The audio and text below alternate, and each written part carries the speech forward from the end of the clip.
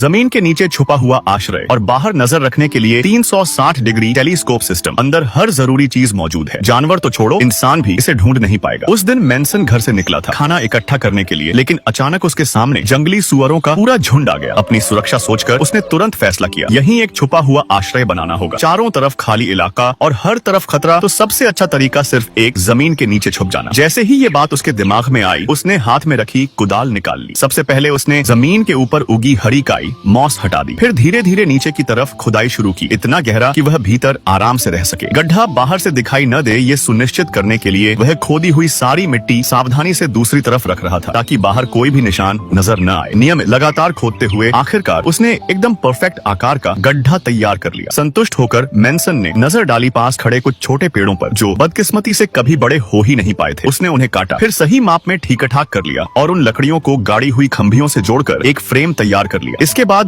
बस लकड़ी की लाठियां एक एक करके सजानी थी और देखते ही देखते एक सिंगल बेड तैयार हो गया। जगह बहुत बड़ी नहीं थी, लेकिन अस्थायी आश्रय के लिए पूरी तरह काफी। इसके बाद वह और लकड़ी लेकर आया, क्योंकि अब बारी थी आश्रय की छत बनाने की। जंगल में जीवित रहने के लिए सबसे जरूरी होता है चारों तरफ के माहौल पर नजर रखना। इसी सोच से उसने पहले से ही पेरिस्कोप लगाने की जगह छोड़ दी थी। मैनसन की तरकीब भी कमाल थी। नीचे एक लकड़ी गाड़कर ऊपर वाले सिरे को चाकू से थोड़ा नुकीला किया, फिर साइड में छोटा हैंडल लगाकर दोनों हिस्सों को जोड़ते ही पूरा पेरिस्कोप स्मूथली घूमने लगा। बाकी पूरे हिस्से को उसने पहले की तरह लकड़ी से ढक दिया। अंत में एक छोटा दरवाजा बनाकर प्रवेश द्वार पर ठीक से फिट कर दिया। इसी तरह छत की बेसिक संरचना पूरी हो गई। जब यह मजबूत लोड बेयरिंग लेयर तैयार हो गई, तो मैनसन ने ऊपर एक तरह का वाटरप्रूफ कवर लगा दिया। ठीक उसी समय काम आया पहले इकट्ठा किया हुआ काई मॉस, जो न सिर्फ छुपाने में मदद करता है, बल्कि स्वाभाविक रूप से एक बेहतरीन थर्मल इंसुलेशन लेयर भी बन जाता है। उसके धैर्य और सटीक सजावट की वजह से पूरा इलाका इस तरह ढक गया। ऊपर खड़े होकर भी कोई समझ नहीं पाएगा कि जमीन के नीचे एक घर छुपा है। और पेरिस्कोप को भी तो छद्मवेश देना था। इस बार मैनसन अपने साथ एक कस्टम कैमरा लाया था। यह छोटा कैमरा आंधी तूफान ठंड बारिश सब सह सकता है और एक बार चार्ज करने पर कई दिनों तक चलता है। सब तैयार होने के बाद मैनसन खुशी से अपना सामान लेकर अंदर उतर गया। अंदर की जगह काफी बड़ी थी, आसानी से आग जलाकर खाना बनाया जा सकता था। धुआं ठीक से बाहर न निकलने के कारण अंदर जल्दी गर्म हो गया। अच्छी बात यह कि उसे इन सब बातों की परवाह ज्यादा नहीं थी। स्टेक पकने का इंतजार करते हुए उसने कुछ साइड डिश काट कर रेडी कर ली। सब मिलाकर खाना एकदम राजसी बन गया। सोने से पहले उसने अपनी हंटिंग कैमरा चालू किया और मोबाइल से कनेक्ट कर दिया। आसपास नजर रखने के लिए यह बेहद काम की चीज थी। फुटेज देखकर वह निश्चिंत होकर लेट गया, लेकिन आधा घंटा भी नहीं बीता था। अचानक बाहर से जंगली जानवरों की आवाजें आने लगी। पेरिस्कोप से देखा, सुबह वाले वही जंगली सुअर खाने की गंध पाकर फिर लौट आए थे। फिर भी मैनसन को जरा भी चिंता नहीं हुई। यह गुप्त आश्रय इतना छुपा हुआ था कि सुअरों का पूरा झुंड उसके पास से गुजर गया और उन्हें कुछ भी समझ नहीं आया।